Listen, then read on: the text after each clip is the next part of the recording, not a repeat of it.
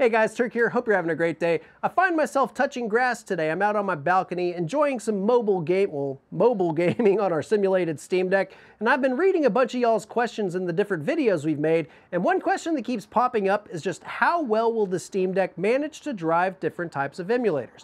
We talked about it briefly in our top 10 list with the PlayStation and Final Fantasy VII, but today we're going to dive deeper into the emulation scene and give you guys some performance metrics from the CPU, GPU, as well as frame rate, and kind of get a handle on what the battery performance is going to look like from the Steam Deck. So guys, if y'all are up for the challenge, grab yourself some sunscreen, a cold drink, and let's play some games. Now, we've talked about the Steam Deck several different times here on the channel, so if you want to know how I got to my setup, hit pause and check out the playlist at the top right. I've covered the hardware, the operating system, and we talked about the performance with Proton in various different shapes and sizes. So if y'all want to get caught up to speed, I highly recommend checking out the playlist. Now, before we get to the gameplay and the emulators themselves, there are some assumptions and caveats we got to keep in mind for the video. Now, we don't exactly know how SteamOS 3 is going to behave in desktop mode, but from what Valve has confirmed to us, that it should behave just like a standard computer. So I'm making the assumption we have access to a web browser, the terminal command line, and since SteamOS is based off of Arch, I'm making the assumption we have access to the different AURs that are available through the community. That way we can download code from the repositories and put them onto our deck. Now that's a pretty broad assumption because without any of those different options, the community is going to have a hard time loading stuff onto the deck in order to get these emulators to work. First up today is the Nintendo 64. Now, lucky for us, a lot of these older consoles have some pretty broad adaptation across the industry, and to me, the best platform to enable that is through RetroArch. Now, fortunately, Steam actually provides that download through their marketplace, and you can download each of the different emulator cores as DLC through the market as well. So that seems like a pretty straightforward way to install it on your production Steam Deck. Now, there's still development going on in the industry, but for me, I couldn't go that route for whatever reason, so I decided to go with Plan B, and I went to the RetroArch webpage and downloaded the code itself. The installation was pretty straightforward. There's plenty of guides on the internet to do that. If you guys would like some more information on that, let me know down in the comments. Now, getting the cores themselves installed,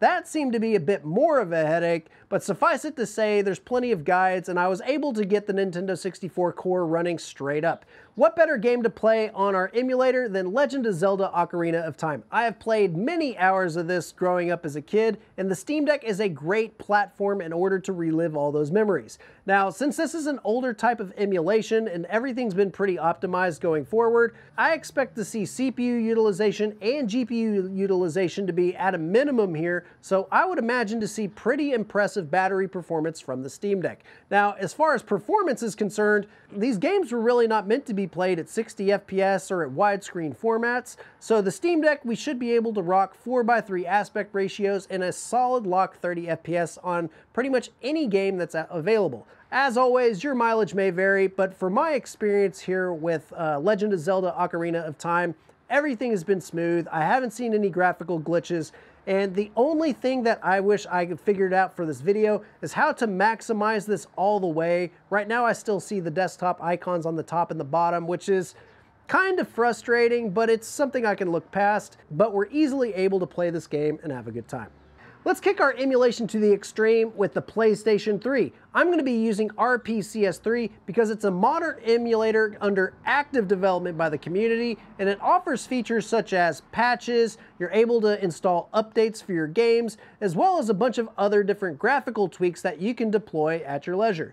Now keep in mind, the PlayStation 3 is a very complicated architecture, and our CPU is going to be doing a lot of legwork in order to kind of emulate the different instructions going on with the cell architecture. Now for games, I'm going to be playing Final Fantasy XIII as well as The Last of Us. My PlayStation 3 died just as I was about to finish The Last of Us, so I'm really looking forward to finishing that game here on our Steam Deck, but hopefully it's not as heavy as we think. Loading up Final Fantasy XIII, we're aiming for a 720p resolution with a 30 FPS target. And as we go through this first intro scene, we are anywhere between 20 and 30 FPS, which isn't all that great, but it could be playable to some people. As always, we can hopefully expect to get some better developer support from the RPCS3 community, and there could be some tweaks that I'm just not aware of.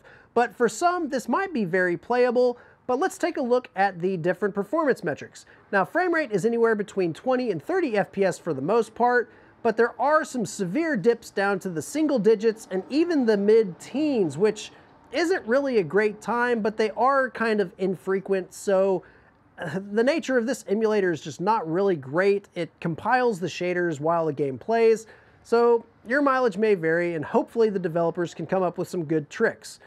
Taking a look at the CPU utilizations, this is one of the problem points with the Steam Deck, and where I think it could have been a better option to go with a 6-core offering with slower frequencies, because as it stands, 4 cores and 8 threads, even at the maximum boost speed of 3.5 gigahertz, it just really isn't enough to do this type of emulation. Of course, this might not be your jam and you might want to go with some of the lower end consoles, but some users might want to play this and it might not be an enjoyable experience. The Last of Us drives this point home. Naughty Dog pulled out every trick in the book in order to get this game running on the transitory period between the PlayStation 3 and the PlayStation 4.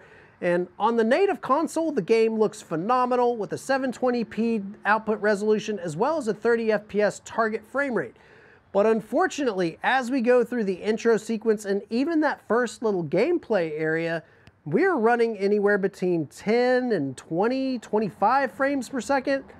And guys, even if this is a slower paced game, I don't think this is a very enjoyable experience. Even if there are some optimizations to come from the RPCS3 developers, I don't think they're going to be able to double the performance. But if you're hoping to play some of the more fancier games from the PlayStation 3 era, you might be better off trying to find a PlayStation 4 port or something that's available on Steam or some other type of port that might work better. Because as it stands with this heavy CPU utilization from RPCS3, I think this might be tapping the top end of what's capable with the Steam Deck. Now, Valve hasn't openly come out and admitted that the Steam Deck is a direct competitor to Nintendo Switch. Pretty much anyone over at the subreddit is just dying to see what this head-to-head fight looks like. Now, when I did my top 10 list video, I mentioned that Yuzu is a pretty good emulator for the Switch, and the technical requirements for that application, it was pretty steep. But now that we have a good understanding of how the hardware performs in our simulated Steam Deck, why not give that a whirl and see how some popular games play? Now, I managed to get a copy of Breath of the Wild from a friend, and I also got access to Metroid Dread. So these are both some pretty top tier titles from Nintendo on the Switch, so let's see how that plays on the Steam Deck. Now, in order to install Yuzu, I went ahead and went to their GitHub page and downloaded their latest stable release. I'm just going to keep compiling Yuzu from source in order to get the best performance I can get from the application. So there's a couple of things to keep in mind with Yuzu. When you open up the application down at the bottom left, there's a couple of different toggles that you can enable in order to put the emulator into the proper mode. And the one that's most important for us on the Steam Deck is going to be the docked mode. Because if you run any of the games in docked mode, it unlocks additional resolution as sometimes as additional frame rate. And for the Steam Deck, it's best to just run it at 720p. That way you don't have to deal with resolution scaling and dealing with, graphical demands of the heavier applications. I highly recommend you guys run in handheld mode and run at those target resolutions and frame rates. With that in mind, Legend of Zelda Breath of the Wild aims to run at 720p at 30 FPS when in handheld mode. In docked mode, I believe it goes for 900p at 30 FPS, but I highly recommend y'all play it in handheld mode because it just makes things a little more straightforward on the resolution front. Loading up Legend of Zelda Breath of the Wild, I was actually amazed in this first plateau area. I was able to get a pretty solid 30 FPS across the board, though there were instances where I would drop my frame rate anywhere between 20 and 25, especially in instances where there's pretty dense foliage or forests. But for Breath of the Wild, it's a pretty playable experience and it's not as jarring as some of the stuff we saw with the PlayStation 3. However, keep in mind this is in the early parts of the game, so as we start to get into the more open world, I would imagine that we would see some more dips being more frequent. Last but certainly not least is Metroid Dread, with gameplay ranging from a casual playthrough all the way to oats and goats doing a speed run. This game is going to be running at a locked 60 FPS. If you're running it in docked mode, the target resolution is going to be 900p, but if you're running it in handheld mode, which I still recommend, you're going to be getting a 720p 60 FPS experience, which is going to be buttery smooth on your Steam Deck. Now keep in mind that Metroid Dread is running some technology under the covers like dynamic resolution scaling in order to keep that frame rate up to 60 FPS. But even on this 7-inch screen, it's going to be really hard to tell that the resolution even changes. And to be honest, guys, as you're going through this platformer, it's going to look really good. Taking a look at the performance of Metroid Dread on Yuzu on our Steam Deck, I'm really shocked with how well it performs. Sure, we're able to get that locked 60 FPS with minor droops down to like 54 or 55, but overall the frame rate is a very smooth experience. But what I find most impressive is the CPU and the GPU utilization numbers. We range anywhere between 10 and 40% on the GPU, and the CPU, even if we are running emulated, it's only getting between 20 and 40%. So that to me sounds like a really good opportunity to save some battery life. More on that in just a bit. Overall, I'm really shocked with just how well Yuzu performs on our Steam Deck, especially with a graphically demanding game like Breath of the Wild, as well as a performance demanding game like Metroid Dread. So I would imagine that most of the games on the Switch catalog are going to perform very well on the Steam Deck.